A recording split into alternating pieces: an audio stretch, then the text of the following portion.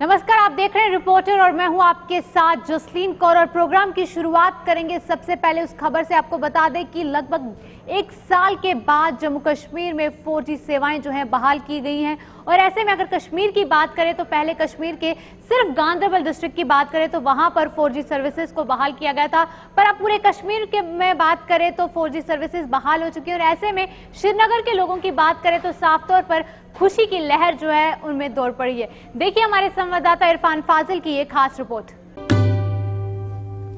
Internet का मामला और मोबाइल इंटरनेट के साथ साथ जी करते करते आखिरकार 4G जो है जम्मू कश्मीर में बहाल हो गया। 4G के साथ साथ कई सारे सवाल जो है वो खड़े हो रहे थे, क्योंकि उनका लोगों का मानना था जबकि हालात वादी कश्मीर में ठीक है तो अभी भी 4G क्यों नहीं बहाल हो रहा है। कल जिस तरीके से रोहित कंसल का ट्वीट आया और सरकार की तरफ से जी हाँ सोशल मीडिया पर कुछ खबरें गश्त कर रही थी कि आज शाम 4G जो है वो जम्मू कश्मीर में बहाल किया जाएगा, जिस पर कई सारे लीडरों ने सवाल भी खड़े कर दिए। पार्लियामेंट भी बातचीत को लेकर जी हां 4G के मामला दिखाई दिए, मगर आखिरकार जमीनी सतह पर सरकार का फैसला और सरकार ने आखिरकार ये कह डाला कि जम्मू कश्मीर में अब हालात ठीक हो गए हैं, जिसकी वजह से 4G को बहाल किया जा सकता है। और आखिरकार जमीनी सतह पर मोबाइल नेटवर्क्स में 4G जो है चलना शुरू हो गया है। ताजरों के साथ साथ बच्चों का भी ये मानना कि खुशाइन कदम, क्योंकि जिस तरीके से लगातार पिछले 1.5 साल से 4G कश्मीर में गायब था, काफी ज्यादा नुकसान ताजिर, पढ़ाई और इसके साथ साथ कई शोबों पर दिखाई देने लगा है। अब उम्मीद यही है कि 4G जी करते आगे जरूर जी करेगा, यानी आगे बढ़ेगा। और जिस तरीके से नुकसान हुआ है उस नुकसान के साथ साथ अब ये 4G नेटवर्क जो है एक अच्छा काम करेगा, ताकि लोगों के साथ साथ बच्चों की पढ़ाई में भी इजाफा हो और आने वाले टाइम में जम्मू कश्मीर तरक्की की राह पर आगे बढ़े। वीडियो जर्नलिस्ट आबिद कादिर के साथ सईद इरफान फाजिल, JK 24/7 न्यूज कश्मीर। तो चलिए बढ़ते हैं आगे और अब बात करेंगे कश्मीर के मौसम की। आपको बता दें अब यहाँ पर मौसम जो है थोड़ा बदलता हुआ नजर आ रहा है। अगर आज श्रीनगर की बात करें तो खास तौर पर धूप देखने को मिली, जिससे जनजीवन की बात करें तो आहिस्ता आहिस्ता पटरी पर लौटते हुए नजर आ रहा है। देखिए हमारे संवाददाता सनम की ये खास रिपोर्ट। ये साल 2020 का साल दुनिया भर के लिए मुसीबतें तो लेके आया था। जम्मू कश्मीर के लोग भी इस मुसीबतों से अपनी जान नहीं बचा सके, लेकिन साल के जाते जाते उम्मीदों की एक नई किरण दिखाई दी है। जाते जाते कश्मीर वादी में मौसम ने अपने तेवर तो दिखा दिए, लेकिन मौसम के तेवर के बाद अब जो सूरत बनी है, ये निखरी निखरी धूप एक नई सुबह के आगाज की कहानी भी बताती है। इस निखरी निखरी धूप के साथ ही कश्मीर में 1.5 साल के लगभग बाद इंटरनेट भी 4G का रेस्टोर हुआ है। और कश्मीर में जहां इंटरनेट रेस्टोर हुआ है वहां आज का दिन इंतखाबी दंगल के मार्के का एक ऐसा पहला दिन था जहां कई नए मामलात भी देखने को मिले थे। शोपियां कुलगाम से लेकर श्रीनगर तक कश्मीर वैली में 3 अजला में आज इंतखाबात होने जा रहे थे, यानी DDC के इंतखाबात के चेयरमैन और वाइस चेयरमैन होना था। और यहां पर भी सियासी दंगल खूब देखने को मिली। श्रीनगर में सियासी दंगल में अपनी पार्टी का पलड़ा कल से ही नजर आ रहा था। और श्रीनगर के साथ साथ शोपियां और कुलगाम में भी सूरत हाल इसी तरह की, जहां शोपियां में थी वहां उसके मुतबादिल कुलगाम के जिले में आ रही थी। कुलगाम में CPI और कम्युनिस्ट पार्टी के साथ साथ यहाँ पे PGDA का कुछ न कुछ बोलबाला तो दिखाई दे रहा था, लेकिन 7 और 7 का मामला यानी बराबरी का मामला हमें शोपियां में दिखाई दे रहा था। और शोपियां में बराबरी के मामले पर आखिरी फैसला क्या होगा इसका तो इंतजार है। श्रीनगर में भी पहले लग रहा था कि गुपकार अलायंस ही पत्ता मारेगा, लेकिन श्रीनगर म्युनिसिपल कॉरपोरेशन में जिस तरह से अपनी पार्टी का दबदबा है, उसी तरह से अब लगता है कि श्रीनगर डिस्ट्रिक्ट की डिस्ट्रिक्ट डेवलपमेंट काउंसिल में भी अपनी पार्टी का ही दबदबा रहेगा। और साफ जाहिर है जिस तरह की सूरत बनी है उस सारी सूरत में श्रीनगर में अपनी पार्टी के सर ही सहरा सज सकता है। जम्मू के 2 अजला की बात भी है, लेकिन वो जम्मू की खबर, लेकिन कश्मीर से यही कहा जाता है कि मौसम के बदले मिजाज में बहुत से तेवर बदले हैं। और तेवर बदले तो सियासत में, और इसी सियासत में घमासान अब आगे आने वाले इंतखाबात में किस तरह का होगा वो वक्त तब बताएगा जब उन इंतखाबात पर कोई बात होगी। आबिद कादिर के साथ सनम एजाज, श्रीनगर कश्मीर। तो चलिए बढ़ते हैं आगे और बात करेंगे पटन की। आपको बता दें कि पटन में मोहम्मद इकबाल भट्ट जिन्हें पेंटिंग करने का काफी ज्यादा शौक था, और आपको बता दें इसी अपने शौक से किस तरह से अपने पेंटिंग के काम को उन्होंने रोजगार में बदला है। देखिए हमारे पटन के संवाददाता निसार की ये खास रिपोर्ट। तो आज हमारी टीम यहाँ बुरन इलाके में पूछी, जो नॉर्थ कश्मीर के पट्टन इलाके में एक बुरन गांव है, वहां पे हम पूछे। तो यहाँ पे हमने देखा कि यहाँ पे एक लड़का है जिसका शौक था पहले कि मैं पेंटिंग करूं, मगर अब उसका शौक रोजगार में बन चुका है, क्योंकि पेंटिंग अब उसका रोजगार यहाँ पे बन चुकी है। अब इसी से बात करेंगे, इसी से मजीद जानेंगे। मेरा नाम मोहम्मद इकबाल भट्ट है। मैं बुरन पटन का हूँ, डिस्ट्रिक्ट बारामूला का। और मैं इस वक्त पीजी कर रहा हूँ हिस्ट्री में, और साथ ही साथ अपनी हॉबी को भी कंटिन्यू कर रहा हूँ। और जैसे कि आप बता चुके हैं कि मेरी हॉबी जो है पेंटिंग है, और करंटली मैं पेंटिंग के साथ भी करता रहता हूँ। इकबाल साहब, मुझे बता दीजिए कि जैसे हम यहाँ पे देख रहे हैं कि यहाँ पे हर एक जगह पे पेंटिंग लगी है, कब से आपने स्टार्ट किया और क्या आपने कहीं से सीखा है या खुद आपने ये किया है? जी, दरअसल ये तो शुरुआत मैंने बचपन से की है, क्योंकि ये गॉड गिफ्टेड है, अल्लाह ताला ने दिया है। तो बचपन से मैं पेंटिंग के साथ करता था, लेकिन तब मैं बनाता था ड्राइंग, और अब मैं बनाता हूँ पेंटिंग। ड्राइंग और पेंटिंग में काफ़ी ज़्यादा फ़र्क होता है। तो अब इतनी इम्प्रूवमेंट हुई है, दिन ब दिन मेरा इंटरेस्ट इसमें बढ़ता जाता है, और इस वक्त मैं और इम्प्रूवमेंट करने की कोशिश कर रहा हूँ। कॉम्पिटिशन्स में बहुत बार जा चुका हूँ मैं जम्मू में कई बार कॉम्पिटिशन्स में गया, रिवार्ड्स मिले, अवार्ड्स मिले, सर्टिफिकेट्स मिली। और यहाँ डिग्री कॉलेज सुंबल में भी गया था मैं, वहाँ भी अवार्ड्स मिले और पोजीशंस मिली, सेकंड पोजीशन, फर्स्ट पोजीशन, ऐसे कई बार आ चुका हूँ मैं। बट वो प्लेटफॉर्म नहीं मिला मुझे जो मैं ढूंढ रहा था, क्योंकि मैं चाहता था कि इसमें बहुत आगे तक जाऊँ। तो दरअसल कुछ बहुत सारी मिस्टेक्स हुई, मिसअंडरस्टैंडिंग्स भी थी, गाइडलाइंस नहीं थी, जिसकी वजह से मैं एग्जैक्ट पोजीशन पे नहीं पहुंच पाया हूं अब तक। हर एक लड़के की ये ख्वाहिश होती है कि मैं पढ़ लिख कर डॉक्टर बनूं, इंजीनियर बनूं, फिर रोजगार मुझे मिलेगा। क्या चुन के आपने इस फील्ड में आए? क्या आपको लगता है कि ये फील्ड आपको रोजगार या कुछ देगा? आपने कैसे ये चुन लिया? देखिए, मैंने तो पैसों के लिहाज से एक्सपेक्टेशन नहीं रखी थी। दरअसल हॉबी थी तो मैं एज अ हॉबी कंटिन्यू कर रहा था। लेकिन नाउअडेज में जो रियलाइज़ कर रहा हूँ, क्योंकि लोग जो है वो काफ़ी इंटरेस्टेड है, वो जानना चाहते हैं कि आप में क्या क्वालिटी है, क्या खूबी है। तो मैं देख रहा हूँ कि लोग पसंद कर रहे हैं पेंटिंग्स को। तो काफ़ी सारी पेंटिंग्स बिकती भी है अच्छे महंगे रेटों में। तो इससे रोज़गार भी चल सकता है अच्छे से, ऐसा नहीं है कि रोज़गार नहीं चलेगा। तो मैंने ये सोच के शुरू की थी पेंटिंग के, मैं चाहता था कि मैं एक पॉपुलर पेंटर बनूं, एक मशहूर आर्टिस्ट, और चाहता था कि मेरी एक पेंटिंग भी जो है वो काफ़ी अच्छे रेट में बिकी। बस इतना ही सपना था मेरा। और एक आर्ट गैलरी थी, आर्ट गैलरी का एक सपना था। तो ये सोच के मैंने स्टार्ट किया कि मैं इसमें आगे बढ़ूं। अदरवाइज़ मैंने पैसों के बारे में नहीं सोचा था। अपॉर्चुनिटी नहीं मिली, लेकिन इंशाल्लाह इन फ्यूचर अगर ऐसी कोई भी अपॉर्चुनिटी मिलती है तो मैं क्यों ना जाऊं वहां पर, क्योंकि मैं भी चाहता हूं आगे बढ़ूं। और मैं चाहता हूं कि ये टैलेंट और भी लोगों तक पहुंचे, जो भी इंटरेस्टेड है इसमें उनको भी मतलब सिखाया जाए थोड़ा। अगर मुझे गाइडेंस नहीं मिली तो उनको गाइडेंस मिले, ताकि वो उस स्टेज पे पहुंचे जिस स्टेज पे मैं नहीं पहुंचा अब तक। लास्ट में आपसे ये जानना चाहूँगा कि जो हमारे अभी नाजरीन देख रहे हैं अभी, तो वहाँ पे भी कुछ लोग ऐसे हैं जिनमें टैलेंट है, जिसको मैंने पहले कहा कि हिडन टैलेंट है उनमें, क्योंकि वो बाहर लाना चाहते हैं मगर ला नहीं सकते। उनके लिए क्या मैसेज रहेगी आपकी? जी, मैं उनके लिए यही एक मैसेज दूंगा कि जो अपना टैलेंट है उसको कभी ना छुपाए, कभी भी ना छुपाए। हर्डल्स आती है, मुश्किलात आती है लाइफ में, ये स्ट्रगल ही है लाइफ। अगर स्ट्रगल नहीं होगा तो लाइफ ही क्या है। स्ट्रगल्स आते रहते हैं, तो अपने टैलेंट को छुपाओ मत, स्ट्रगल्स फेस करो, एज अ चैलेंज फेस करो, और अपने टैलेंट को दिखाओ, लोगों को दिखाओ, क्योंकि लोग जानना चाहते हैं कि आप में क्या है, क्या खासियत है। तो अपने टैलेंट को कभी ना छुपाए, उस टैलेंट को आगे तक बढ़ाइए, दूसरों को बताइए कि आप में क्या क्वालिटी है। तो बिल्कुल नाजरीन, आपने देखा ये हमारे साथ थे बरन इलाके के इकबाल साहब, जो पेंटिंग करते हैं। इनको ये पता नहीं था कि पेंटिंग ही इनका रोजगार बन सकती है। अब यहाँ पे महकमों को चाहिए, या जो कंसर्न इस वक्त ये वो अथॉरिटीज है जो चाहती है कि लड़के अपने यूनिट खोले, उनको इनके पास आना चाहिए, ताकि ये अपना रोजगार दिन ब दिन यहाँ पे बढ़ाएगा। और इनका ये शौक अब बन चुका, जो शौक था ये अब इनका रोजगार बन चुका है। तो यहाँ पे महकमे को चाहिए या कंसर्न अथॉरिटीज को चाहिए कि इन जैसे नौजवान की यहाँ पे हौसला अफजाई करके इनको आगे ले जाए, ताकि जो इनका मकसद है में कामयाब हो सके। राही निसार, गुलिस्तान न्यूज, पटन।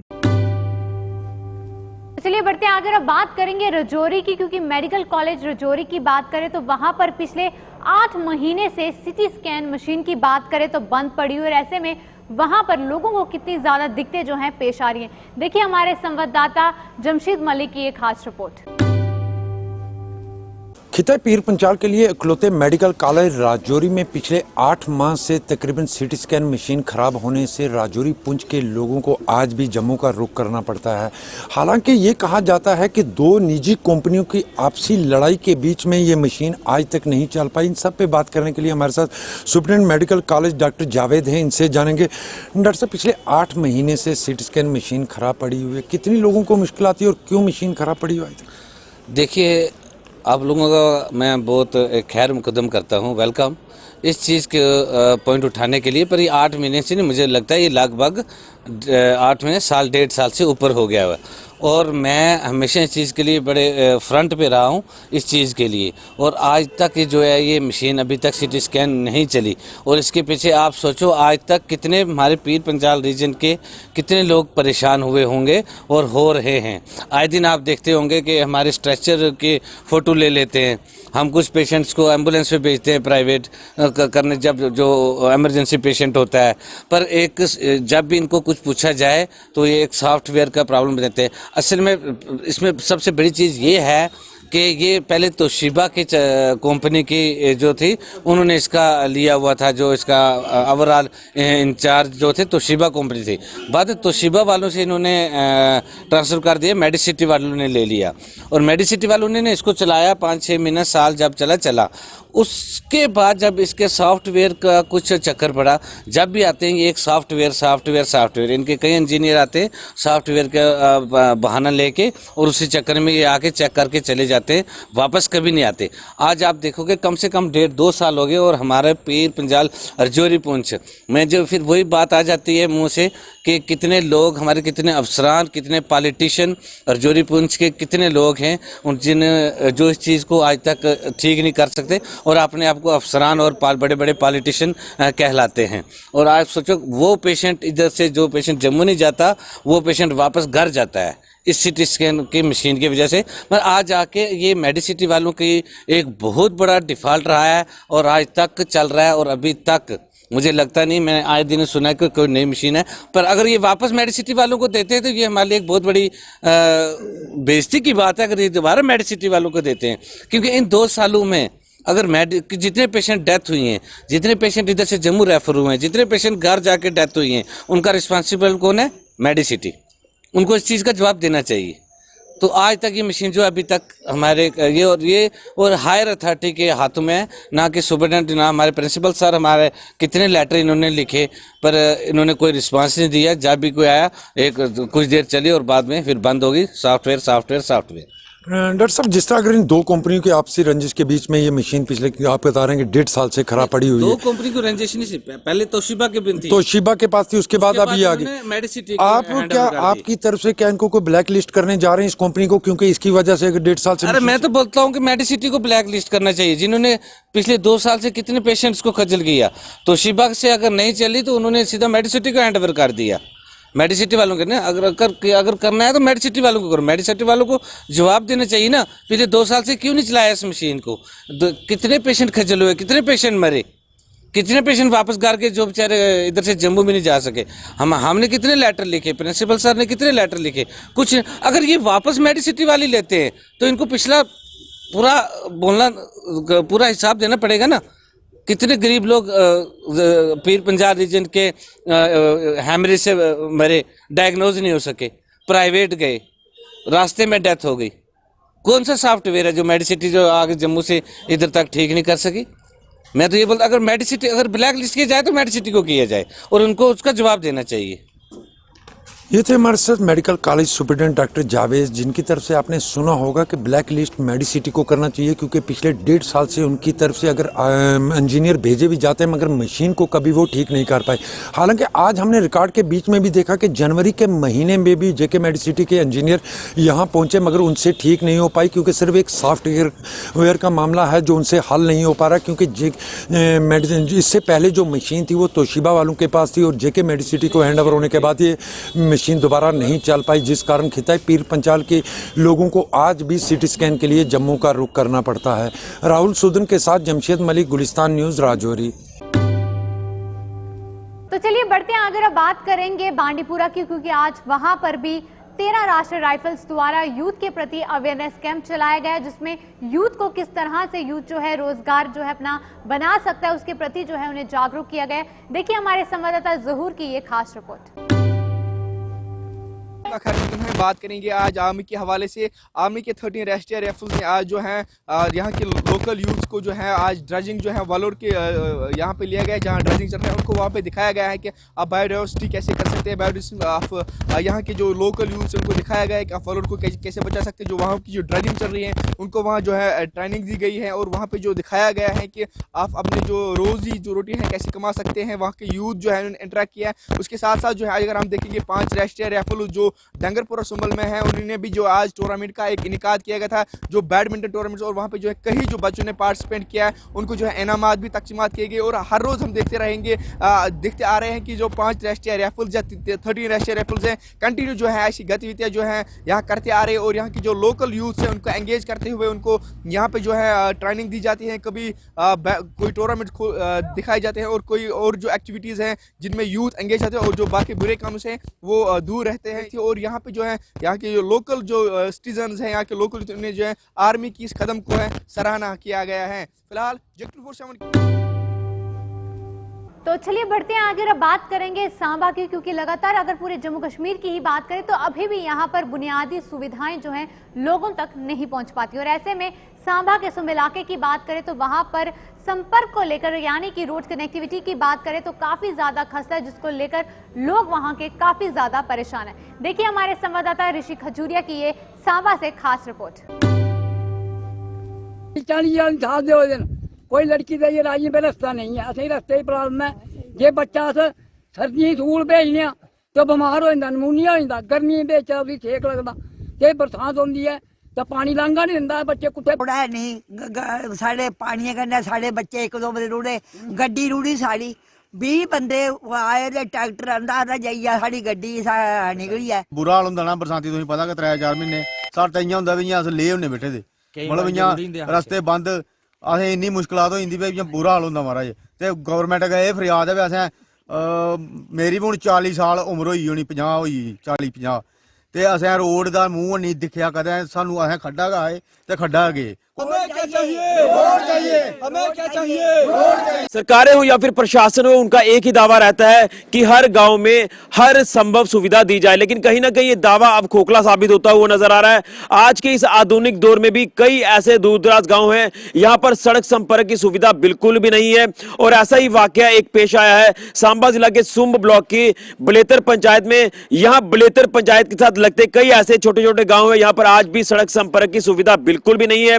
लोगों को काफी ज्यादा कठिनाइयां पेश आती हैं आने जाने में। और कहीं ना कहीं आज के इस आधुनिक दौर में भी वहां उन गांव में रहने वाले लोग छोटे छोटे दरिया नाले क्रॉस कर जो है वो एक जगह से दूसरी जगह जाते हैं और अपनी जिंदगी दांव पर लगाकर, अपनी जिंदगी जोखिम में डालकर इन नालों को क्रॉस कर अपने गंतव्यों की ओर रुख करते हैं। तो कहीं ना कहीं ये जो दावे हैं प्रशासन के या सरकारों के कि वो हर एक गांव में सड़क संपर्क की सुविधा देते हैं, ये अब दावे पूरी तरह से खोखले साबित हुए हैं। और मैं आपको बताना चाहता हूं कि इसी संदर्भ में आज बलेतर पंचायत के कई छोटे छोटे गांव के लोग जो है वो इकट्ठा हुए और उन्होंने पीडब्ल्यूडी विभाग के खिलाफ जोरदार प्रदर्शन किया और उन्होंने मांग की कि हमें जल्द से जल्द सड़क संपर्क की सुविधा दी जाए, क्योंकि कहीं ना कहीं लोगों को भारी मुशक्कत करनी पड़ती है। और कई बार ऐसा होता है बरसात के दिनों में जब दरिया नाले जो है वो पानी से भर जाते हैं, लोग अपने घरों पर ही रह जाते हैं, उनके कई जरूरी ऐसे काम होते हैं जो उस वजह से वो नहीं कर पाते। और उसी के साथ साथ अगर स्कूली बच्चों की बात करें, कॉलेजेस जाने वाले बच्चों की बात करें तो उनकी पढ़ाई भी काफी ज्यादा सफर होती है और एक ठहराव सा हो जाता है, यानी जिंदगी ठहर जाती है और बच्चों की पढ़ाई काफी ज्यादा सफर होती है। और अगर बच्चे स्कूल चले भी जाएं तो कहीं ना कहीं किसी हादसे का शिकार भी हो सकते हैं। और वहां स्थानीय लोगों ने यह भी कहा पत्रकारों को संबोधित करते हुए कि कई बार जब पानी भारी तेज बहाव में आता है तो कई लोग जो वो बह भी जाते चाहते हैं, लेकिन उसके लिए जिम्मेदार आखिर कौन होगा? तो ये हालत है कि आज की इस आधुनिक दौर में भी कहीं ना कहीं सड़क संपर्क के लिए लोगों को दो चार होना पड़ रहा है, लोगों को जूझना पड़ रहा है। लेकिन अभी तक ना तो पिछली सरकारों का ध्यान इसकी ओर केंद्रित हुआ है और ना ही अभी तक प्रशासनिक अधिकारियों का ध्यान इस ओर केंद्रित हुआ है। तो कहीं ना कहीं ये एक ऐसी समस्या है जिससे आज भी लोगों को निजात नहीं मिल रही।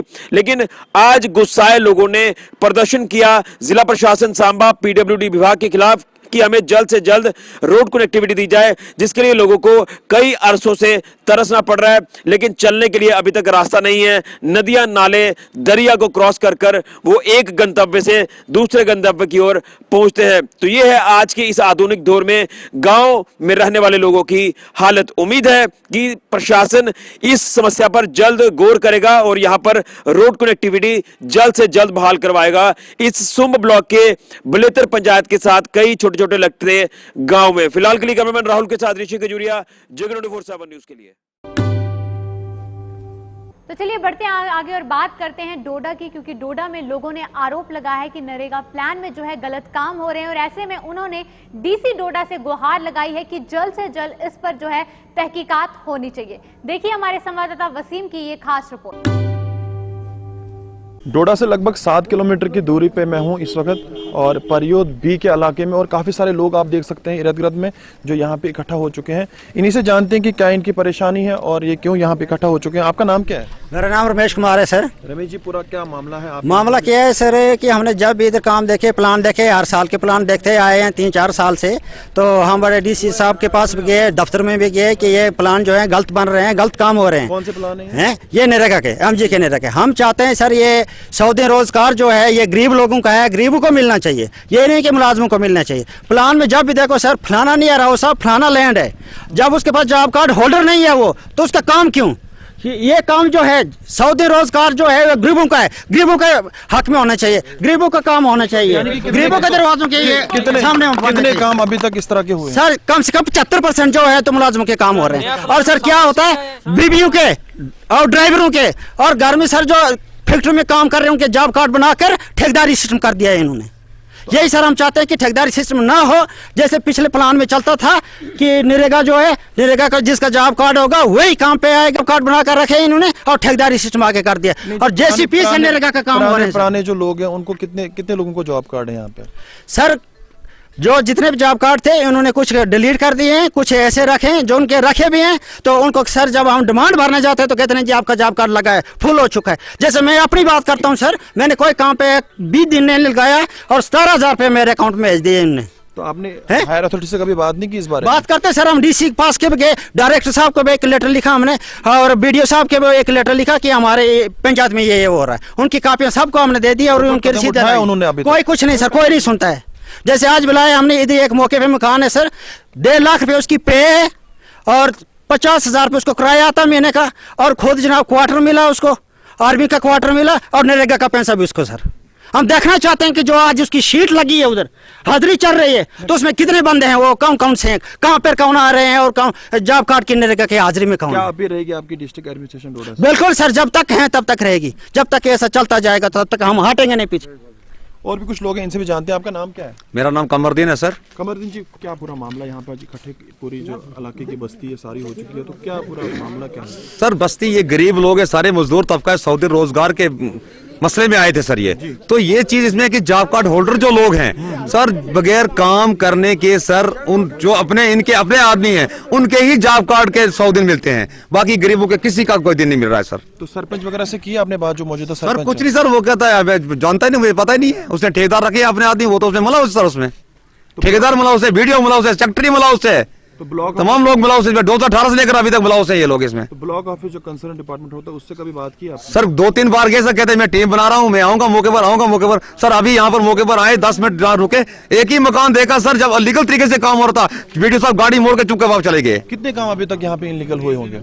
सर 70% काम अलीगल हुए हैं, सब भी सर 2018 से लेकर अभी तक सब अलीगल काम हुए हैं सर। आप ग्राउंड पे देखिए, ग्राउंड पे 0 काम है सर।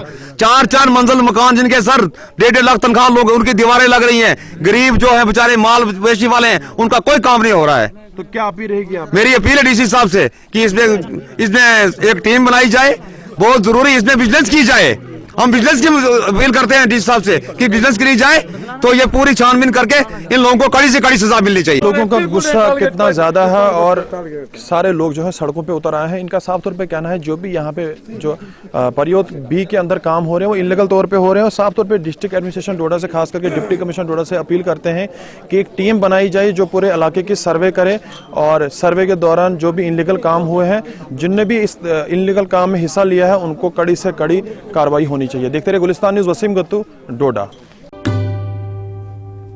तो चलिए बढ़ते हैं आगे और बात करेंगे जम्मू में भी, क्योंकि जिस तरह से कल रात से ही जम्मू में भी 4G सेवाएं जो है बहाल होगी और ऐसे में लोगों की क्या कुछ प्रतिक्रियाएं सामने आई हैं, आइए आपको दिखाते हैं। कल रात को ही 4G इंटरनेट की बहाली हो गई थी। क्या इन्फॉर्मेशन मिली थी जब इस्तेमाल किया फिर ही पता चला कि 4G इंटरनेट चल रहा है? हाँ, बड़ा हमें पता चला रात को, जैसे ही ऐसे PUBG खेलते थे ऐसे केडी डाउन हो गई थी। अब जब से चला रात को 4 बजे तक खेली तो वीडियो कॉल करते थे तो कनेक्शन कट जाता था। अब कनेक्शन ही बड़ा सही से ही आ रहा है, बस बढ़िया खुशी है, खासकर वीडियो कॉल की। अच्छा, तो जैसे रविंद्र रैना ने भी कल एक स्टेटमेंट दिया था कि जल्द ही 4G इंटरनेट चल पड़ेगा, क्या आपको सच में उम्मीद थी कि इतनी जल्दी चलेगा कि या लग रहा था कि आश्वासन ही दिया जाएगा? हाँ, जब रविंद्र रैना फिर चिंता क्यों करनी, बस उन्होंने वो कहते हैं मैं रविंद्र रैना है, चिंता नहीं करनी, तो बस फिर उनके रहते चिंता क्यों करनी। अच्छा, तो कहीं ना कहीं आपको यकीन था कि होगा कुछ वैसा? हाँ, इस बार हो गया था तो नहीं, वैसे इतने 2 सालों से धक्के ही खा रहे थे, बट इस बार लगा कि सच में इस बार चिंता नहीं करनी पड़ेगी। बताइए कि आपको कितना नुकसान हुआ है? कहीं ना कहीं जम्मू कश्मीर का युवा बाकी जो स्टेट से पीछे रह चुका है, ये भी कह सकते हैं कहीं ना कहीं जो कंपटीशन में हम पीछे रहे हैं, क्योंकि लंबे समय से जब इंसान को उस तरह से फैसिलिटीज़ नहीं मिले तो आप वो चीज़ें आपको नहीं मिलेंगी जैसे बाकी यूज़ करें। क्योंकि भारत के अगर जम्मू कश्मीर के बाहर की बात करें तो वो 5G की ओर जा रहे थे और हम 2G में ही गुजारा कर रहे थे। आज आपको मिल रहा है 4G, सबसे पहले तो इसको पॉजिटिव क्या यूज़ होगा वो बताइए। पॉजिटिव यूज़ का बाकियों को पता नहीं, हमारी तो PUBG चलेगी, वीडियो कॉल अच्छी खासी होगी, बाकियों को पता नहीं। पढ़ने वाले पढ़ेंगे, पढ़ने वाले ऐसे ही पढ़ रहे थे। हमारा वीडियो कॉलिंग किसको करते हैं आप? बंदा किसको ही करेगा। अच्छा, तो आप बताइए आप क्या यूज़ करेंगे? नहीं, इसका मेन यूज़ तो पहले तो हमारे जो मेन एग्ज़ाम के लिए उसके लिए यूज़ करेंगे, क्योंकि काफ़ी चीज़ हम यूट्यूब से पढ़ सकते हैं, ऑनलाइन क्लासेस लगा सकते हैं, वो नहीं पहले हम पढ़ सकते थे, उस चीज़ का था मेन। लेकिन अब हम अच्छे से पढ़ पाएंगे, अच्छी क्वालिटी पे, मतलब यूट्यूब वीडियो हम अच्छे से पढ़ पाएंगे उससे। और मेन इसका था कि 1.5 साल से काफ़ी मतलब कि बोल रहे थे कि आज आएगा, कल आएगा, परसों आएगा, ऐसे ऐसे करके काफ़ी तारीख मिलती थी एक किस्म की, लेकिन वो आ नहीं रहा था एक्चुअल में। लेकिन अब काफ़ी टाइम के बाद सेक्रेटरी ने कि बोला कि हाँ कल रात को कि 9:45 के अराउंड की हो जाएगा रिस्टोर रात को ही, तो उसी से हो गया, अच्छी बात है हो गया। क्योंकि कहीं ना कहीं बाहर जहाँ चाइना माउंटेन्स पे मतलब 4G 5G तक लॉन्च कर रहा है, यहाँ पे इंडिया में हमें 2G पे ही, मतलब JNK में 2G पे रखा हुआ है, बाकी सारी स्टेट्स को 4G पे रखा हुआ है। तो बाकी अच्छा है, ठीक है, कहीं ना कहीं अभी स्कूलों की पढ़ाई भी अच्छे से होगी, जो ऑनलाइन क्लासेज हो रही थी, देखिए अच्छा। तो आपने सुना कि क्या कुछ युवा वर्ग का कहना है, उनका साफ तौर पे यही कहना है कि कहीं ना कहीं अब 4G इंटरनेट जो चल रहा है उससे बहुत ज़्यादा खुशी हो रही है, क्योंकि 18 महीनों से जिस तरह से उनको बहुत ज़्यादा नुकसान हो रहा था, एजुकेशन में नुकसान हो रहा था, कहीं ना कहीं इंटरेक्शन में भी नुकसान हो रहा था, तमाम जो चीज़ें हैं उन सब को आपकी जो हमने आपकी जब बात करवाई आपको पता चल गया कि जम्मू कश्मीर के लोगों को काफ़ी खुशी हो रही है। सबसे ज़्यादा अगर किसी को खुशी है वो युवा वर्ग को खुशी है, क्योंकि सबसे ज़्यादा इंटरनेट अगर कोई इस्तेमाल करता है तो युवा वर्ग ही करता है। तो आज के इस रिपोर्टर में बस इतना ही, दीजिए इजाजत, नमस्कार।